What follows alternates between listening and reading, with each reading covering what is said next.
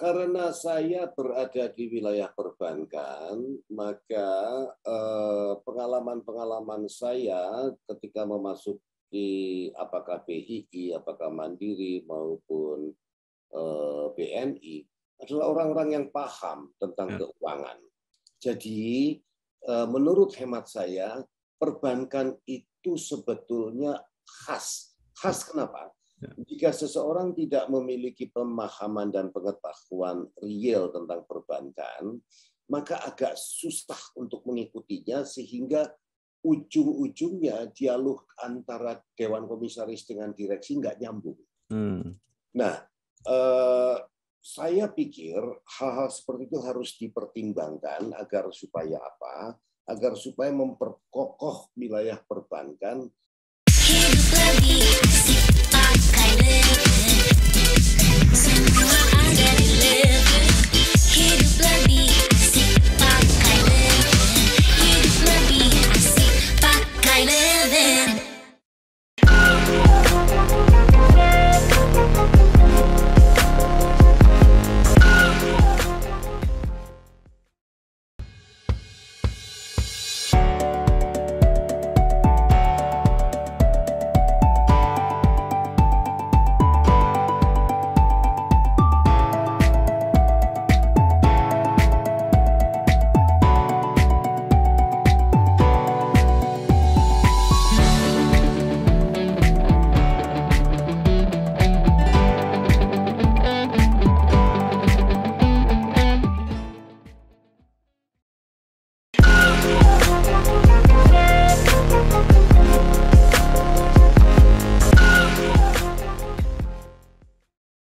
Assalamualaikum warahmatullahi wabarakatuh.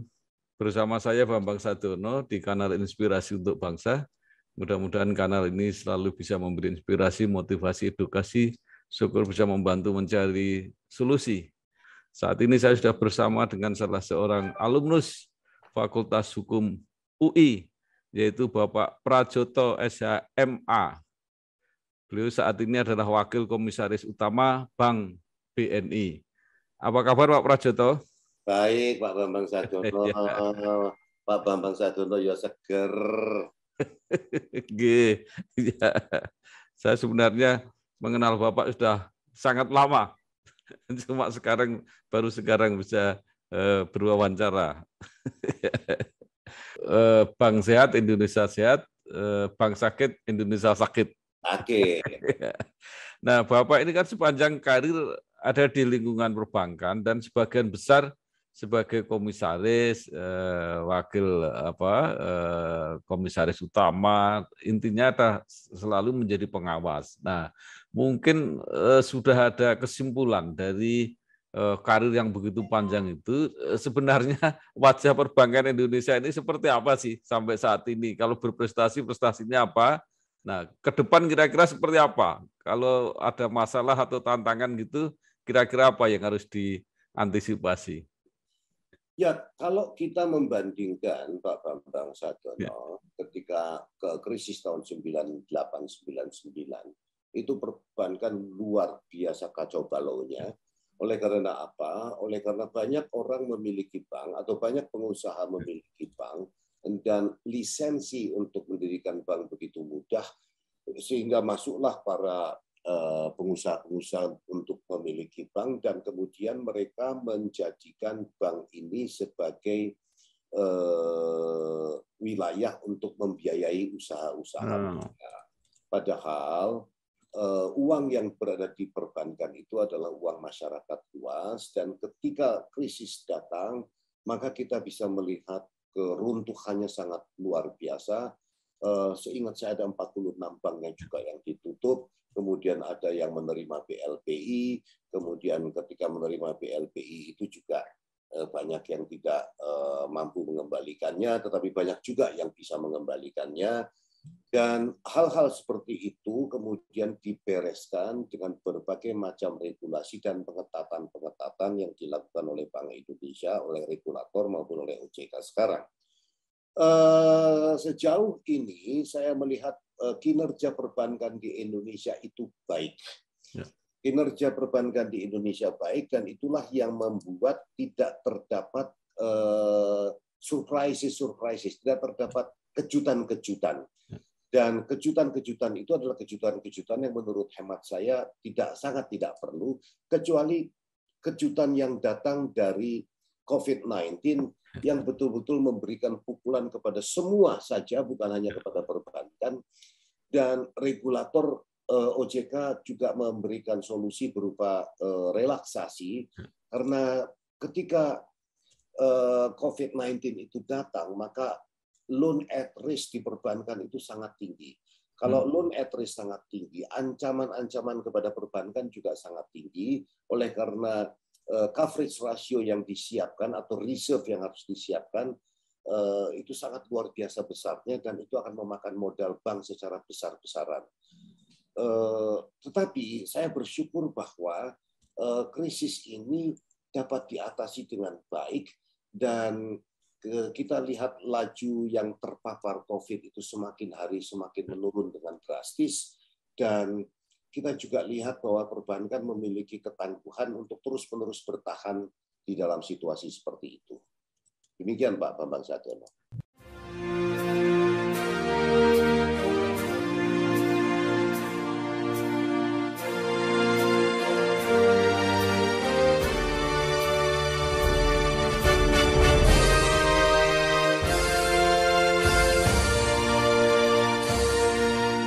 Iya, khusus untuk COVID ini kira-kira membekas nggak Pak dampaknya? Apakah dampak baik atau dampak buruk ke depan seperti apa? Iya, dampaknya begini Pak Bambang Sadono. Ada yang terpukul oleh COVID ini, dan mereka yang terpukul oleh COVID sangat dipengaruhi juga oleh dampak dari industrinya. Kalau industrinya terpukul dan mereka sulit bangun, itu repot. Oleh karena itu, perbankan harus terus-menerus mendorong agar supaya tidak ada kejatuhan dari debitur-debitur atau nasabah-nasabah ini. Oleh karena begini loh Pak Bambang Sadono, ada yang disebut on-mah, ada yang disebut karena keadaan mereka jatuh. Kalau mereka karena keadaan jatuh, maka itu harus dibantu dengan berbagai macam mekanisme, termasuk restrukturisasi dan atau pengurangan bunga. Kenapa? Oleh karena kalau mereka jatuh, maka dampaknya kepada perekonomian nasional. Banyak tenaga kerja yang kemudian harus berhenti dan sebagainya. Bank harus berpikir di dalam konteks sosial ekonomi seperti itu, agar supaya semua halangan-halangan yang muncul atau akibat buruk yang muncul dari kejatuhan nasabah itu dapat dieliminasi. Banyak sekali yang terpapar nasabah yang industri yang terpapar oleh COVID agak sulit untuk bangun, tetapi belakangan ini dengan dikendalikannya COVID dengan sangat baik, maka sudah mulai gerakan-gerakannya sudah mulai. Terutama industri-industri seperti makanan, industri seperti hotel, itu ambruknya luar biasa, tetapi belakangan ini sudah mulai ditata dengan baik, oleh karena perbankan juga memiliki kemampuan untuk menjaga atau melakukan restrukturisasi. Demikian Pak Bambang Sadono.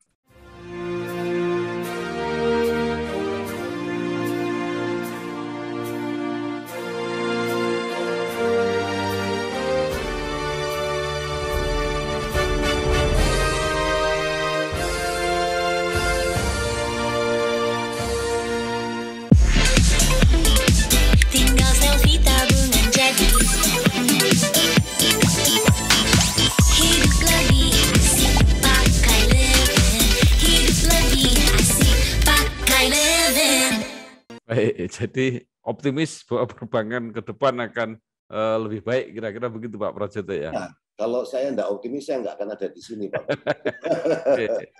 Baik, nah sekarang ada pertanyaan-pertanyaan yang sampai saat ini masih muncul terus, yaitu mengenai kasus-kasus BLBI. Nah, Bapak kan lama di BPPN, mungkin bagaimana Bapak menjelaskan kasus ini, mengapa berekor panjang? Iya, bantuan likuiditas Bank Indonesia pada dasarnya pada waktu itu diberikan oleh Bank Indonesia atas perintah sebetulnya dari Presiden. Ya. jumlahnya begitu besar dan ada yang bisa mengembalikan dan ada yang tidak bisa mengembalikan. Dilema pada waktu itu adalah kalau tidak diberikan BLPI maka semua bank harus tutup termasuk bank-bank negara. Ya. Tetapi jika diberikan maka muncul dilema baru, apakah ini memang sah, apakah ini tidak menimbulkan problematik. Dan ternyata kemudian ada beberapa yang survive dan ada yang kemudian menimbulkan problematik. Ada beberapa bank seperti Bank Sinarmas yang kemudian diambil, BII dari Sinarmas diambil, kemudian bukan Bank Sinarmas, BII, kemudian ada BCA, ada beberapa bank lain diambil. Tetapi beberapa orang yang mengambil BLPI itu mengembalikannya dengan baik, mengembalikannya itu dilakukan dengan apakah memberikan aset dan ataukah memberikan beberapa usaha-usahanya atau memberikan banknya itu sendiri untuk kemudian nanti dilepas oleh BPPN. Tetapi ketika perhitungan sudah dilakukan masih ada beberapa yang memang belum mengembalikan dan inilah yang kemudian dibiarkan di dalam tempo waktu yang panjang dan sekarang muncul kembali untuk dibereskan. Menurut hemat saya, hutang BLPI atau hutang kepada negara ini memang harus diselesaikan dengan baik. Sebab jika tidak diselesaikan dengan baik, maka ini at the expense of the whole people. Ini uang rakyat loh yang diberikan kepada mereka ini. Oleh karena itu mereka harus menyelesaikannya.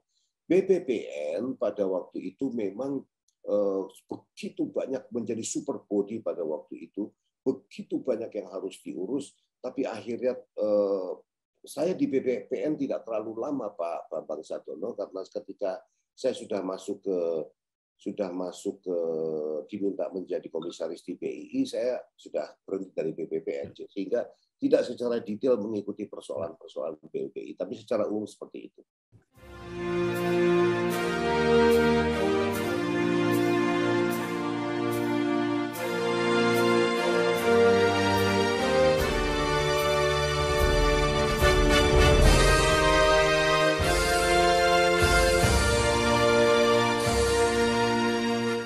Baik Pak, jadi ternyata krisis ekonomi ya kemudian menimbulkan krisis likuiditas dan krisis perbankan itu bisa berulang. 1998 kemudian berulang lagi 2008 kalau tidak salah gitu ya. Nah itu kan seperti apa ya kejadian-kejadian yang mungkin bisa diprediksi.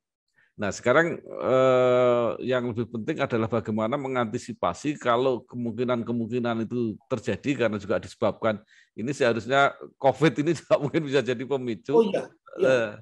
Tapi bagaimana antisipasinya supaya akibatnya tidak separah seperti yang pernah terjadi. COVID itu sebetulnya lebih parah menghantam ekonomi dunia. Hampir seluruh dunia lumpuh dengan COVID ini. Kalau kita diminta untuk begini ya, sebuah negara itu tidak bisa steril dalam pengertian bahwa dia memberikan perlindungan sepenuh-penuhnya kepada semua adverse impact dari ekonomi dunia. Hampir mustahil itu. Karena pasti terdapat hubungan keterkaitan antara satu dengan lainnya. Kalau kemudian saya ditanya bagaimana cara mengantisipasinya, mengantisipasinya adalah kita terus-menerus mempelajari keadaan ekonomi dunia dan yang paling berharga bagi saya adalah menjaga peran UMKM di Indonesia terhadap perekonomian Indonesia. Kenapa? Karena UMKM itu penyerapan tenaga kerjanya hampir 90%. Dan mungkin 99% ya penyediaan tenaga kerjanya dari UMKM dan sumbangan terhadap PDB nasionalnya itu lebih dari 60%. Oleh karena itu di dalam setiap keadaan krisis maka UMKM inilah yang betul-betul harus dijaga karena ini berkaitan erat dengan persoalan-persoalan yang berhubungan dengan perekonomian nasional. Kalau kita memiliki kemampuan menjaga itu, maka saya percaya bahwa Indonesia akan tangguh terhadap krisis apapun juga.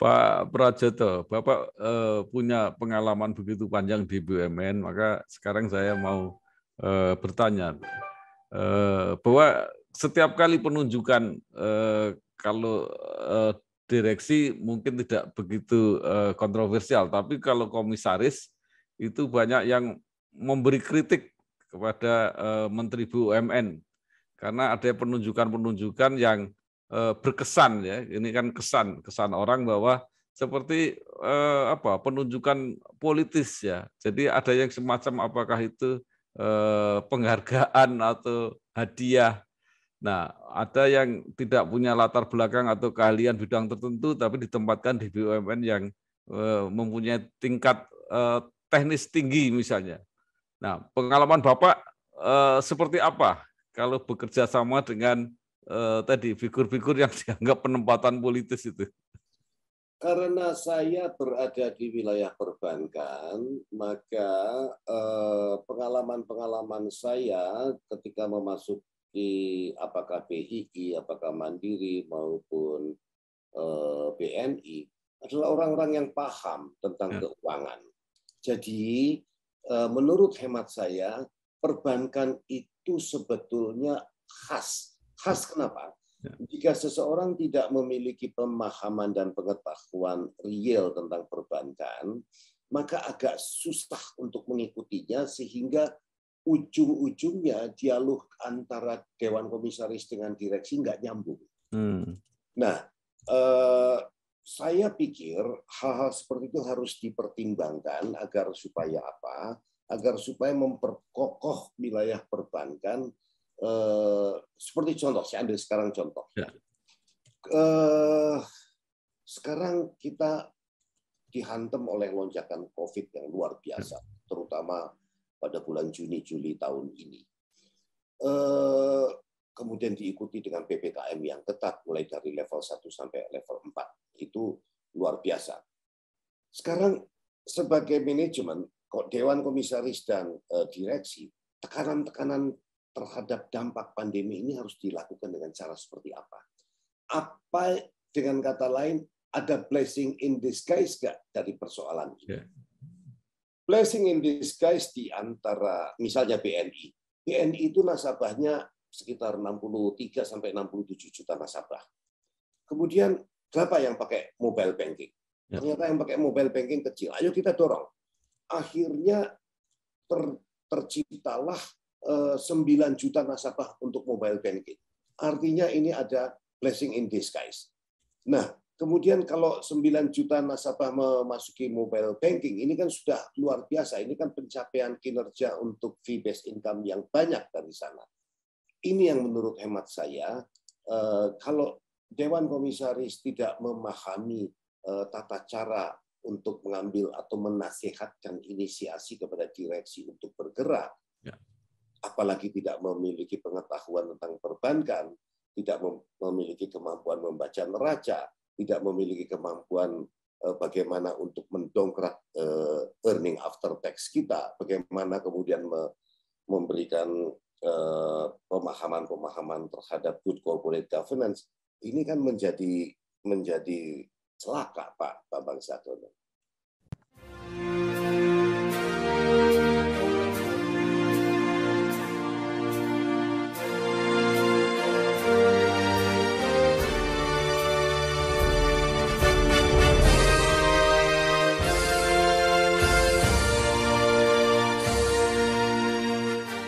Ya, nah ini kembali ke BNI tadi, Pak.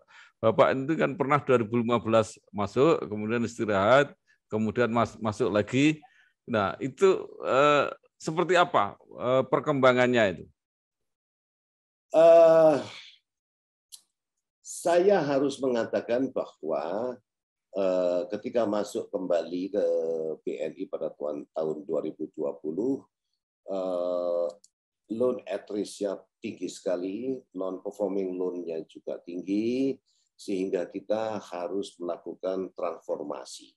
Transformasi ini juga ditekankan pada waktu itu untuk menjaga budaya risiko, dan budaya risiko harus menjadi bagian yang tidak terputus dari cara kita mengendalikan perusahaan. Di dalam kurun waktu 2020 sekarang sudah 2021, kelihatan bahwa pembenahan dan juga transformasi yang dilakukan menunjukkan bahwa kinerja BNI hasilnya positif, dan juga disiplin manajemen kepada seluruh warga atau insan BNI itu juga baik. Transformasi digital juga berdampak dengan baik. Pertumbuhan laba BNI tahun yang lalu, pertumbuhan labanya itu merosot sampai 85% karena kita harus menyediakan begitu banyak cadangan diakibatkan oleh non-performing loan maupun oleh menjaga-jaga jangan sampai loan at risk jatuh kepada NPL. Merosot 85%, tetapi pada sampai kuartal 3 tahun ini, BNI bisa mencatat pertumbuhan laba bersih hampir sebesar 74% year on year.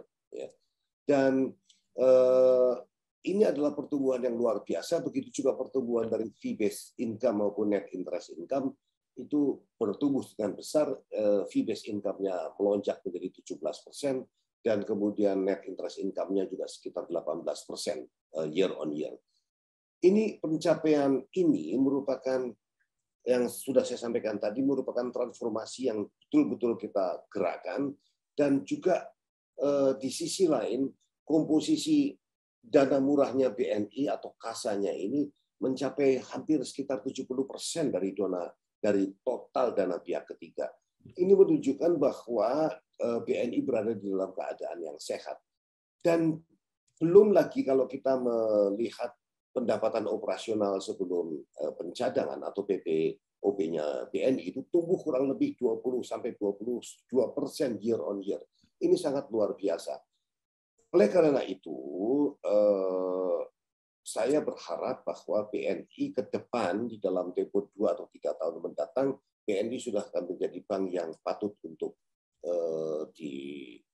dibanggakan.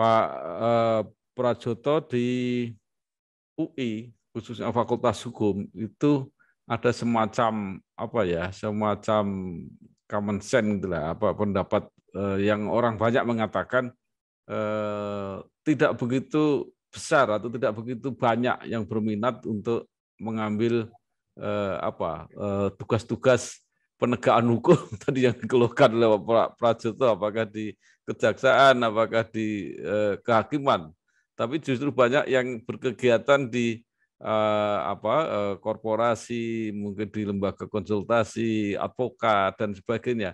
Pak Prajoto merasakan itu juga enggak? Iya, Pak Bang Sadiono, saya juga merasakan hal itu, dan saya juga melakukan hal itu celakanya. Masalahnya begini, Pak Bang Sadiono.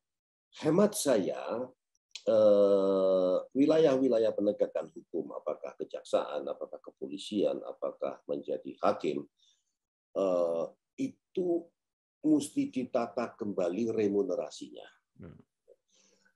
Memang benar bahwa remunerasi bukan merupakan hal yang juga dianggap terlalu penting, tetapi kalau gajinya tidak cukup buat hidup, tapi hanya cukup untuk tidak mati, nah ini kan repot ya. Bahayanya apa? Bahayanya menjadi menggunakan kekuasaan yang dimilikinya untuk kemudian mencari uang. And it was really happen, Pak Bambang Sadiono. Yeah.